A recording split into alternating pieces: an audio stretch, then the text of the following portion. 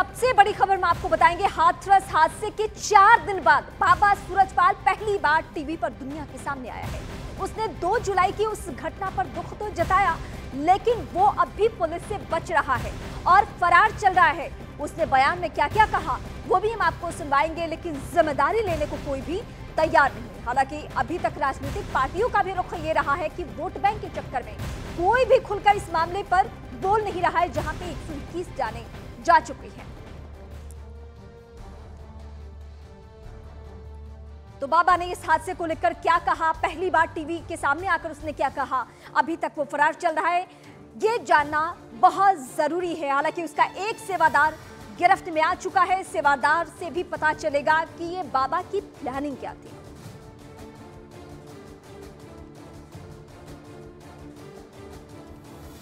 नारायण साकार हर की संपूर्ण ब्रह्मांड में सदा सदा के लिए जय जयकार। हम 2 जुलाई की घटना के बाद बहुत ही व्यथित हैं। प्रभु हमें बस संगत को इस दुख की घड़ी से उबरने की शक्ति दें। सभी शासन एवं प्रशासन पर भरोसा बनाए रखें। हमें विश्वास है जो भी उपद्रवकारी हैं वो बख्शे नहीं जाएंगे।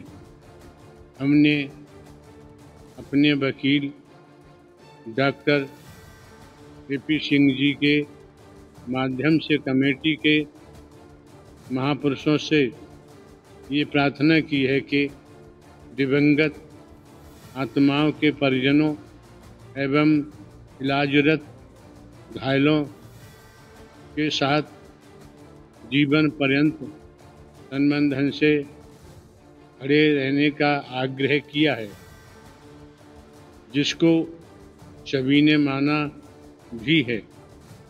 सभी इस जिम्मेदारी को निभा भी रहे हैं। सभी महामंत्र का सहारा न छोड़ें। वर्तमान समय में वही माध्यम है सभी को सद्मति और सद्बुद्धि प्राप्त होने की इच्छा रखते हैं।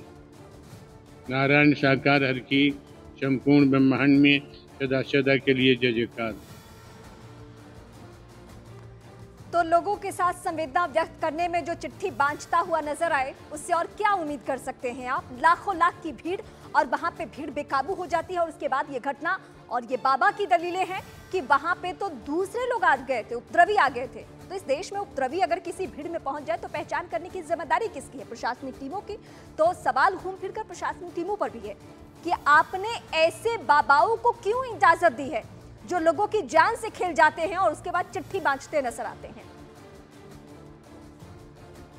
ये 3 तस्वीरें इस वक्त आपके सामने हैं। 4 दिन बाद ये बाबा सामने आए हैं और हादसे के बाद ये फरार कैसे हुआ था वो सीसीटीवी फुटेज भी हम आपको दिखा रहे हैं। लेकिन साथ साथ इंसाफ का इंतजार भी उन परिवारों को जिन्होंने अपने को खोया है। लेकिन इस वक्त ऐसे भी लोग हैं जो ये मानने को तैयार ही नहीं है कि ये बाबा चमत्कार के नाम पर ढोंग करता है और इस वजह से ही लोगों की जान गई है। हालांकि तय कोर्ट को करना है, लेकिन जो तस्वीरें आप सभी के सामने हैं और जिस तरीके से 121 लोगों की जान गई है, ऐसे में आप बाबा को सवालों के घेरे में रख सकते हैं। क्योंकि अगर कोई जिम्मेदारी से कदम उठाता तो 4 दिन बाद नहीं आता सामने। ये सवाल हम आपके सामने उठा रहे हैं। पुलिस से क्यों भाग रहा है बाबा? अगर बेकसूर है तो 4 दिन से पुलिस के सामने क्यों नहीं आया? जो उसकी दलीलें हैं वो एक तरफ हम आपको दिखा रहे हैं और सवाल एक तरफ, पीड़ितों से क्यों नहीं मिला बाबा? अभी भी उसकी बातों से ये क्लियर नहीं हुआ है कि वो किसी पीड़ित परिवार से मिलेगा भी। 2 जुलाई से लेकर अब तक भागने के पीछे क्या राज है? हादसे को रोकने की कोशिश क्यों नहीं की? अगर बाबा जिम्मेदारी अपनी निभाता तो वहीं रुक जाता और शायद इतने लोगों की जान नहीं जाती। लेकिन वो ऐन मौके से फरार हो गया, वो भाग खड़ा हुआ। लेकिन जब लगा कि नहीं, हमारे तो पूरे भविष्य को लेकर ये सवाल है। आने वाले वक्त में हम किसी भी सूरत में हम आगे प्रवचन नहीं कर पाएंगे। जब बाबा ने अपने चारों तरफ देखा कि ऐसे ही सवालों के ताने बाने से मैं जुड़ रहा हूं, तो फिर सामने आने का फैसला लिया। और सामने आने के बाद भी बाबा के कथनी और करनी में कितना फर्क है वो हम आपको इस वक्त दिखा रहे हैं। और साथ साथ वो तमाम सवाल जो आप दर्शकों के जहन में भी इस वक्त उठ रहा है कि बाबा फरार क्यों है 2 जुलाई से लेकर अब तक, और जब सामने आया भी तो उसकी बातों से ऐसा कहीं नहीं लगा जिससे उसको जरा सा भी एहसास हो कि उसके वजह से इतने लोगों की जान गई है एक लापरवाही की वजह से। क्या प्रशासनिक टीमों के साथ इस बाबा को नहीं मालूम था कि अगर 80,000 की वहां पे क्षमता है और लाखों लाख की भीड़ वहां पहुंच जाती है और ये भीड़ अगर बेकाबू हो जाए तो उसे कंट्रोल कैसे किया जाएगा? ये बाबा को भी अच्छे से मालूम था, ये प्रशासनिक टीमों को भी मालूम था, और यही वजह है कि सबके ऊपर सवाल इस वक्त खड़े हो रहे हैं।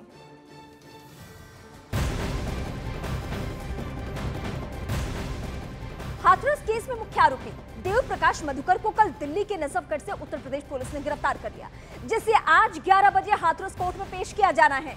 यूपी पुलिस रिमांड नहीं मांगेगी, बाद में रिमांड मांग सकती है। दरअसल देव प्रकाश मधुकर को यूपी एसटीएफ ने गिरफ्तार किया, जो दिल्ली के नजफगढ़ में एक अस्पताल में मौजूद था। हालांकि बाबा सूरजपाल के वकील एपी सिंह ने कहा देव प्रकाश ने सरेंडर किया था और उसके बाद उसकी गिरफ्तारी दिखाई गई। देव प्रकाश मधुकर हाथरस हादसे के बाद से ही फरार चल रहा था, यानी एक तरफ बाबा भी फरार और दूसरी ओर उसका सेवादार भी फरार। पुलिस ने उसके ऊपर 1 लाख के इनाम की घोषणा की थी और फिलहाल ये पुलिस की गिरफ्त में है। लेकिन वकील की दलीलें ये है कि नहीं, उसकी गिरफ्तारी तो हुई नहीं है, उसने सरेंडर किया है, लेकिन सरेंडर करने के बाद उसकी गिरफ्तारी दिखाई गई है। यूपी एसटीएफ की टीम ने हाथरस सत्संग के मुख्य आयोजनकर्ता देव प्रकाश मधुकर को दिल्ली से गिरफ्तार किया। उसकी गिरफ्तारी दिल्ली के नजफगढ़ के एक अस्पताल से हुई। हालांकि वकील का दावा है कि देव प्रकाश मधुकर ने सरेंडर किया है। हमने उनको सौंप दिया है एसआईटी को और उत्तर प्रदेश पुलिस को।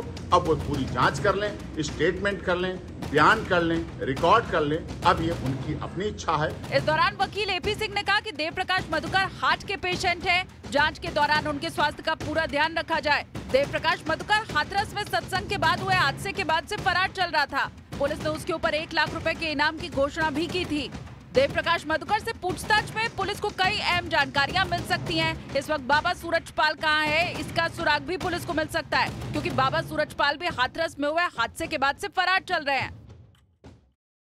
यूपी के हाथरस में 2 जुलाई को सत्संग के बाद भगदड़ मची थी और इस भगदड़ में 121 लोगों की मौत हो चुकी है। इस हादसे के बाद से जहां बाबा सूरजपाल फरार है, वहीं हादसे के बाद से फरार हुए मुख्य आयोजनकर्ता को अब गिरफ्तार कर लिया गया है।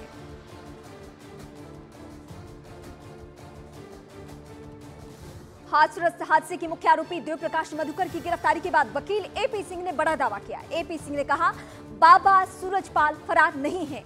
एपी सिंह ने कहा कि वो जांच में शामिल नहीं होने से भाग रहे हैं। उन्होंने मुख्य आयोजनकर्ता को सरेंडर कराया है। उन्होंने दावा किया कि देव प्रकाश मधुकर का दिल्ली के अस्पताल में इलाज चल रहा था। हाथरस हादसे का मास्टरमाइंड कहे जाने वाला देव मधुकर इस वक्त पुलिस की गिरफ्त में है। कैसे उसकी गिरफ्तारी हुई, उसको लेकर उनके वकील एपी सिंह से हम बात करेंगे और ये न्यूज़ 18 इंडिया पर एक्सक्लूसिव बातचीत है, जिसको लेकर वकील साहब ये बताइए, अचानक आपने कहा कि अचानक नहीं, मैंने आपसे दोपहर को वादा किया था, देश की मीडिया से वादा किया था।